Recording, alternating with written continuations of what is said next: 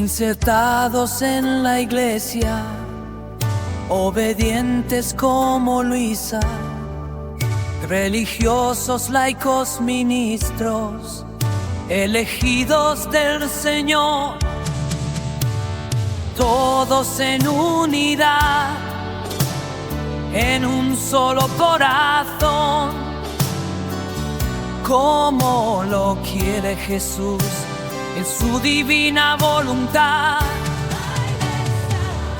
Por la iglesia, con la iglesia, en la iglesia.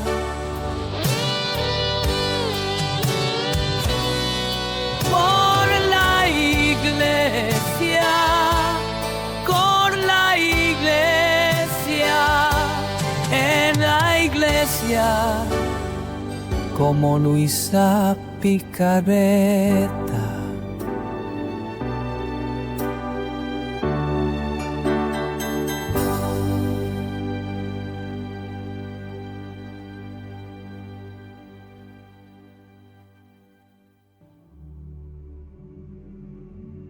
Bienvenidos a todos. Agradezco a los organizadores del Congreso por la invitación. Saludo a todos los presentes, a las autoridades civiles y religiosas. Intervengo mediante un video porque no me ha sido posible participar en su encuentro. Este Congreso suyo se celebra exactamente 10 años después. El cuarto Congreso Internacional sobre la Sierva de Dios Luisa Picarreta se celebró en el 150 aniversario de su nacimiento al cielo. El título era Iglesia en la Divina Voluntad. Tuvo lugar en Corato, Italia, del 23 al 26 de abril 2015. A dicha conferencia asistieron alrededor de 650 personas, provenientes de Italia y de varios países de Europa, de Canadá, de Estados Unidos, de México, de El Salvador, de Nicaragua, de Costa Rica, de Colombia, de Venezuela, de Perú, de Nigeria, de Filipinas, de Corea del Sur y de Australia. Estaban presentes obispos, sacerdotes, consagrados, laicos, representantes de grupos y asociaciones. Muchos declararon en esa ocasión haber sentido la alegría de sentirse parte de una gran familia extendida por todo el mundo. Se experimentó un verdadero clima de fraternidad en el que parecía que se podía hablar un solo idioma, una familia, crecida espontáneamente en torno a la figura y los escritos de Luisa, la pequeña hija de la Divina Voluntad. Estoy seguro de que también ustedes en estos días, al encontrarse, tendrán la experiencia de sentirse una familia, como hermanos y hermanas que han recibido la misma herencia, la de conocer y poner en práctica el don de vivir en la divina voluntad de Jesús. Esta posibilidad que el Señor Jesús nos da como expresión del amor de Dios por cada hombre y cada mujer tiene un testigo privilegiado, una persona en la que se han depositado todos los conocimientos para que luego fueran transmitidos a lo largo del tiempo a todas las generaciones. Se trata de la sierva de Dios, Luisa Picarreta, quien respondió al llamado de vivir en la divina voluntad, recorriendo un camino extraordinario en el que Jesús la condujo como su único maestro. En esto su experiencia es verdaderamente única, enriquecida con dones verdaderamente extraordinarios que recibió sin mérito, sino que fue por su pura gracia divina. Sin embargo, al Señor le ha complacido que el testimonio de Luisa llegara también a nosotros, con el fin de que pudiera repetirse en la medida propia y única para cada uno de nosotros. Su misma experiencia, es decir, la de poder vivir en su santa divina voluntad. El don es gratuito, como lo fue para Luisa. No hay ningún mérito, pero tampoco hay ninguna característica que pueda hacernos más idóneos que otros para recibir este don. Hoy me gustaría que prestáramos atención, sin embargo, a un hecho que tiene un valor extraordinario y que, si no se comprende bien, puede dar lugar a muchos malentendidos y errores, hasta el punto de impedirnos incluso acoger verdaderamente el don de vivir en la divina voluntad. El hecho es este: el don nos llega por manos de la Iglesia, es decir, a través de ella. La Iglesia es la mediadora del don, porque se coloca entre nosotros y Jesús como un puente seguro. Esta mediación de la Iglesia, bien vista, es propia de su misma naturaleza. El Concilio Vaticano II, en la Constitución dogmática Lumen Gentium, nos ofrece una definición de la Iglesia precisamente en este sentido, cuando afirma que la Iglesia es, en Cristo, de algún modo el sacramento, es decir, el signo y el instrumento de la íntima unión con Dios. No es mi intención ahora explicar qué es la Iglesia. Nos bastan las diversas imágenes que se nos ofrecen para indicarla y que encontramos en el símbolo de la fe. Veamos esta verdad, gracias. Se evidencia en la vida de Luisa y sobre todo en la finalidad misma del libro de cielo, tal como lo quiso el Señor. Se llamó lo que también llamamos el Diario del Siervo de Dios. Luisa Picarreta. Luisa nos cuenta que desde muy joven recibió manifestaciones extraordinarias de Dios, a través de las cuales su vida fue moldeándose poco a poco hasta recibir el don que mencionamos. Estas manifestaciones eran tan naturales para ella que estaba convencida de que eran comunes a todos y no algo especial. Por esta razón, nunca manifestó a nadie lo que veía. Escuchaba y lo que le sucedía. A pesar de vivir una intensa vida eclesial y de tener frecuentes relaciones con el sacerdote y confesor, nunca confió nada extraordinario, también porque no quería que nadie pensara que ella era extraordinaria. Sin embargo, todo cambia en un momento determinado de su vida. A la edad de 17 años, es sorprendida por un repentino estado de rigidez en su cuerpo que esta vez se hace visible para todos. Sabemos que será el inicio de lo que Luisa llamará su estado habitual, que luego la acompañará hasta el último día de su vida. Sabemos que pronto Luisa entenderá que no había otra manera de liberarse de esa rigidez, salvo la bendición de un sacerdote. Este hecho constituye un cambio fundamental en la vida de Luisa, hasta el punto de que a partir de este momento comienza lo que ella llamará la vida nueva. La novedad está constituida por la presencia, gracias, en su vida del sacerdote, de la figura del confesor. No quiero contar todas las historias que están ligadas a esta figura en la vida de Luisa. Nos puede bastar en esta parte, en este momento, releer lo que la misma Luisa escribe en el primer volumen de su diario respecto al papel del confesor en su vida. Se hace referencia a la necesidad de cambiar de confesor, porque el agustino, padre Cosma Loyo, dice, quien por primera vez la ayudó a salir de su estado de rigidez, ya no puede ir a verla.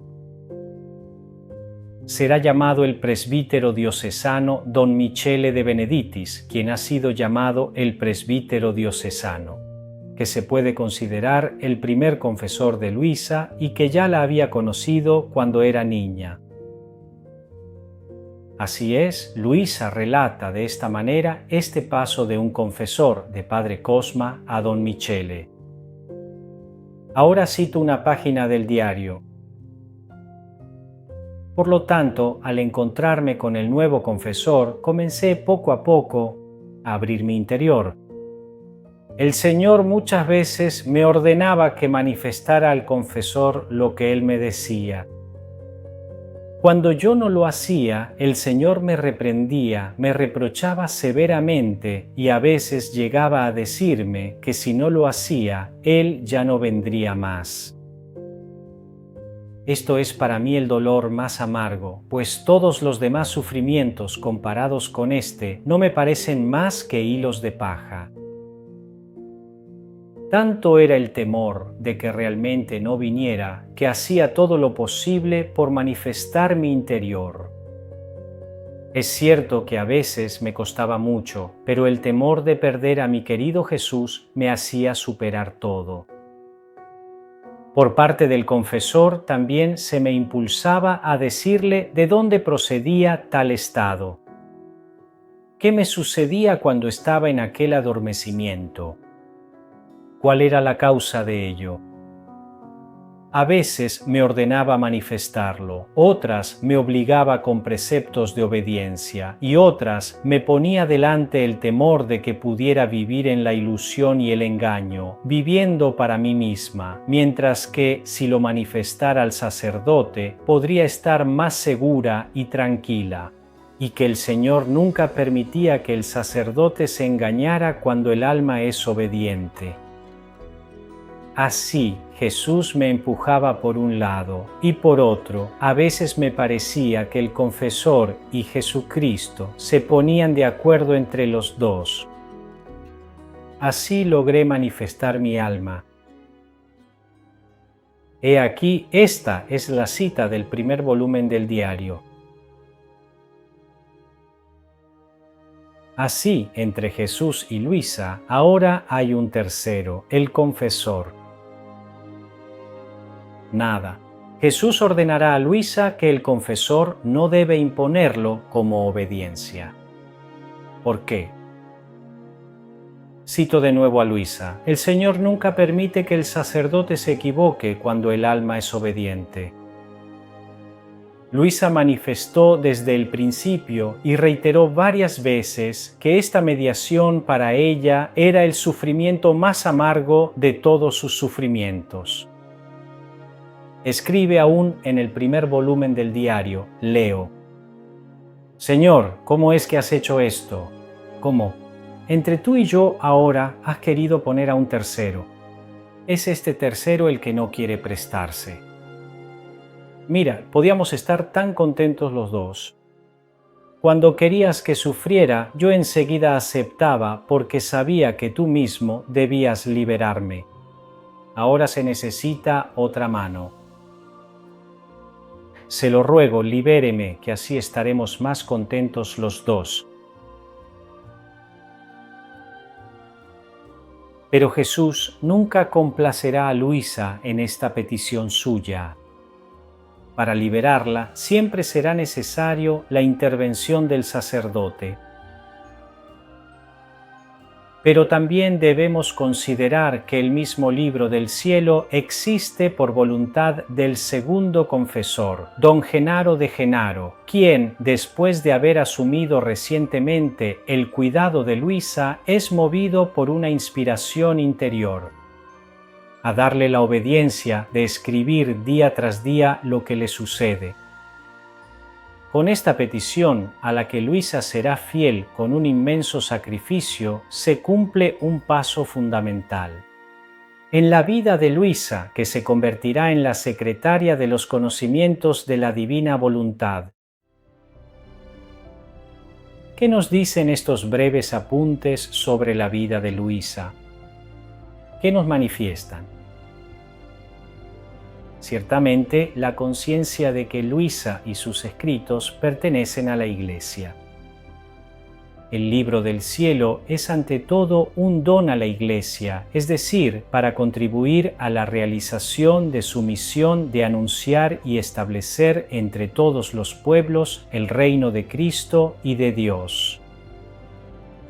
Cito aquí un pasaje de la Constitución Dogmática, Lux Gentium. Luisa, podríamos decir, ha realizado y sigue realizando un servicio a la Iglesia. Basta pensar en la obra invisible pero eficaz de la intercesión, en el testimonio de la santidad, en la transmisión fiel de aquella doctrina que el Señor tejió en su corazón durante largos años de postración. Este servicio a la Iglesia es, de algún modo, legado a quienes han encontrado en los escritos de Luisa alimento espiritual e inspiración para la vida.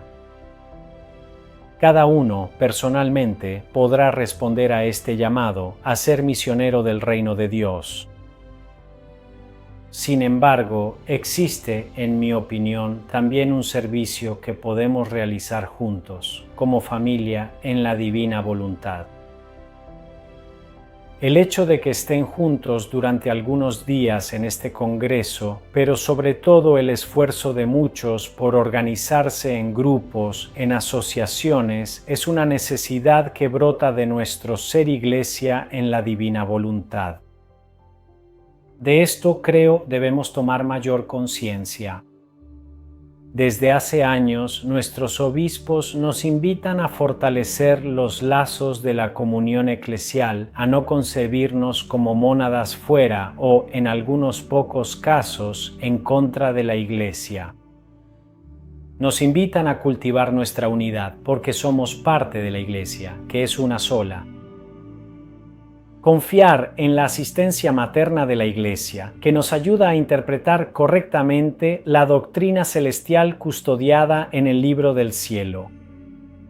Pero sobre todo, nuestra misión como familia en la divina voluntad es la de llegar a cada hombre y cada mujer con un mensaje de esperanza y de luz.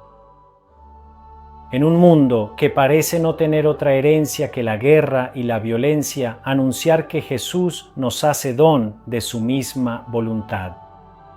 Como prenda de felicidad que ni el dinero ni las cosas de esta tierra podrán jamás realizar. Nuestro compromiso de caminar en fraternidad y en alegría es también nuestra propia misión. De este modo podemos dar nuestra contribución a la misión de la Iglesia. Pero para entender esto mejor, quisiera junto con ustedes mirar la vida de la sierva de Dios Luisa Picarreta y comprender cómo ciertos aspectos pueden estar presentes también en nuestra vida, hoy. Como Luisa, podemos anunciar la misericordia de Dios viviendo en la voluntad divina de Jesús.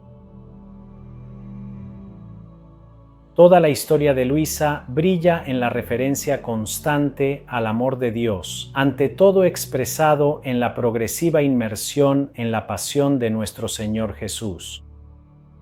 Para ella, la meditación cotidiana del don de su vida con la encarnación, muerte y resurrección fue una escuela de misericordia. Aprendió en ese aula lo que significa ser objeto de inmensa predilección por parte de Dios y cómo es posible responder a ello con la entrega total del corazón. Aprendió, permaneciendo en el taller de Nazaret, cómo cada acto humano de Jesús dio un valor infinito a la vida ordinaria de todos los hombres y mujeres, y cómo la Sagrada Familia impregnó de amor celestial cada relación afectiva. Sobre todo, ha recibido la tarea de hacerse anunciadora del exceso de amor con el que Dios, en estos tiempos tan tristes, ha querido dar a los hombres la posibilidad de vivir en la unión más estrecha. Con Él, con el don de la comunión de la voluntad, vivir la propia vida en la voluntad divina de Jesús. De esto Luisa ha sido hecha misionera. Con ella también nosotros estamos llamados a hacernos anunciadores para todos del inmenso don de poder vivir en la divina voluntad, como hijos, no como siervos. Son muchos los hombres y mujeres de nuestro tiempo que se sienten lejos de Dios, que esperan poder encontrarlo, que no tienen la luz para poder gozar plenamente del don de la vida. reconocer y anunciar todo lo que Dios ha hecho por cada hombre, al crearlo, al salvarlo y al santificarlo. Es el compromiso que la Iglesia espera de nosotros. También, como Luisa, podemos ofrecernos a nosotros mismos para interceder por todos. La oración de las vueltas. Si Dios puso un tesoro extraordinario en la vida de Luisa, este no quedó sin fruto, porque el talento que ella recibió nunca quedó escondido. Respondió generosamente al amor de Dios, no solo por sí mismo, pero en Jesús es como Jesús. Ella se ofreció totalmente para todos. Su total postración, que duró casi 70 años, es prueba de ello, y no solo eso. Se ofreció como víctima en unión con Jesús, el Cordero Pascual. Completamente unida a la voluntad de Jesús, estable en una fusión de amor, ha rezado en nombre de todos los hombres y de todas las criaturas, para dar al Padre Celestial la gloria que todos deberían darle. A esta oración de intercesión de la Virgen, María, de los santos, la Iglesia nos llama también a nosotros, queridos, con ese característico método de los giros que Luisa practicó y enseñó. Además, como Luisa, podemos cultivar la fraternidad y custodiar la eclesialidad. Alrededor de Luisa ya se formaba una familia en su tiempo. Este congreso es también prueba de ello. Quienes frecuentaban su casa siempre contaron de una mujer verdaderamente especial que sembraba una gran paz y tranquilidad, confianza, perdón, amor, comprensión. Realmente Luisa fue un lazo de unión. A su alrededor creció visiblemente un pequeño pueblo, imagen del gran pueblo que es la Iglesia. Un pueblo que también hoy crece y se difunde. Ciertamente, las tentaciones de cerrarse en los propios grupos, de vivir un cierto individualismo espiritual, siempre están al acecho. No podemos estar en paz si entre nosotros falta la unidad y la comunión. No podemos estar tranquilos si no estamos en comunión con nuestros obispos. No podemos llamarnos hijos de la divina voluntad si no tenemos la certeza, al menos intencional, de ser hermanos en la divina voluntad. Al respecto, quisiera releer el compromiso que los participantes en el Cuarto Congreso Internacional en 2015 asumieron al concluir aquellos días extraordinarios. Estoy seguro de que se trata de compromisos que podemos renovar también hoy. Al final de la celebración eucarística de clausura, se leyó este texto, sellado con un gran aplauso, como testimonio de la aprobación de todos.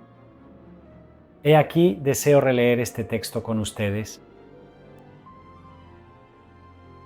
Al final de este congreso, la referencia es al Congreso Internacional sobre la Sierva de Dios, Luisa Picarreta, en el 150 aniversario de su nacimiento.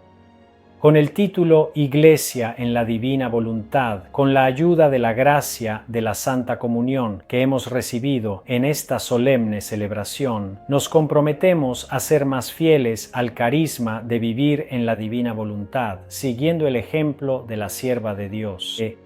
Luisa Picarreta en la Iglesia, por la Iglesia y con toda la Iglesia.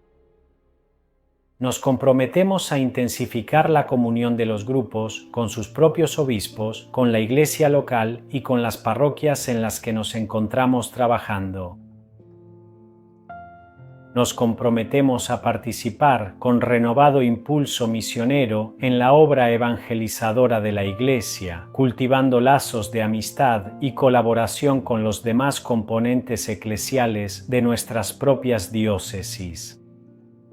Nos comprometemos a adherirnos de buen grado a las iniciativas que la Iglesia Universal y las iglesias locales ponen en marcha para llegar a las periferias existenciales, dando testimonio con las obras de la misericordia divina que experimentamos en nuestra vida. Y además nos comprometemos a fortalecer los lazos de unidad entre los distintos grupos para hacer siempre visible la familia de la divina voluntad difundida por todo el mundo en la extraordinaria variedad de experiencias, procurando dar testimonio de vida en las propias familias, en los grupos y comunidades parroquiales del don precioso de vivir en la divina voluntad.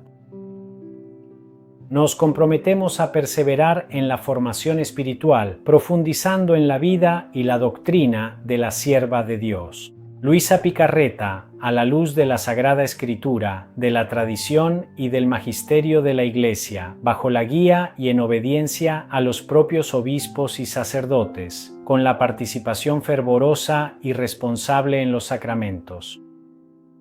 Y finalmente nos comprometemos a invocar incesantemente, con la oración y los actos en la divina voluntad, la venida definitiva del reino de Dios en la tierra, como Jesús nos enseñó a pedir en el Padre Nuestro.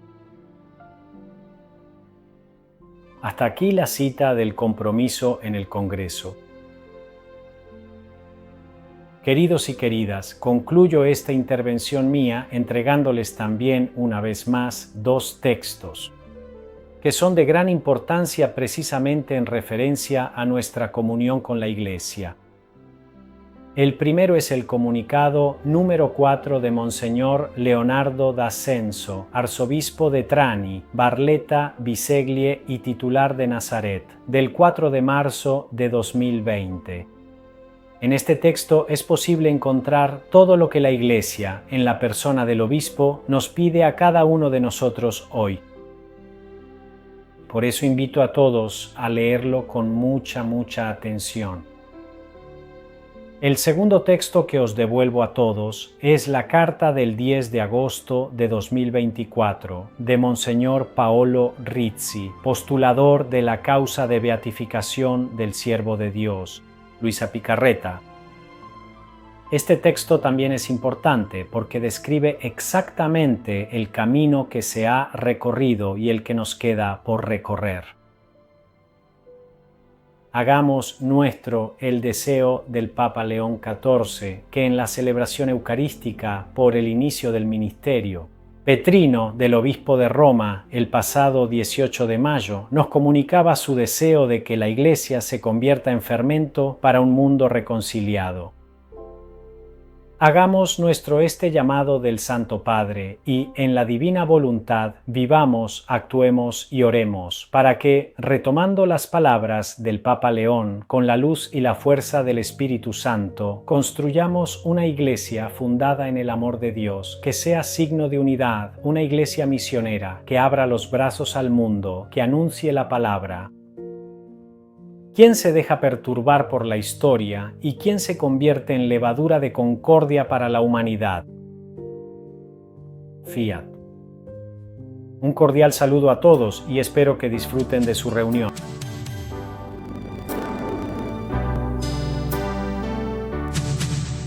Insertados en la Iglesia, obedientes como Luisa, religiosos, laicos, ministros, elegidos del Señor,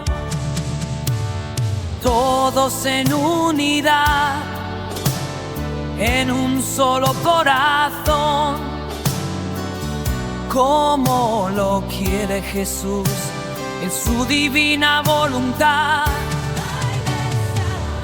Por la Iglesia,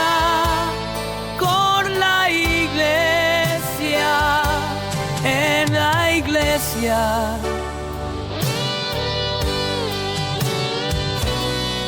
por la Iglesia, con la Iglesia, en la Iglesia, como Luisa Picarreta.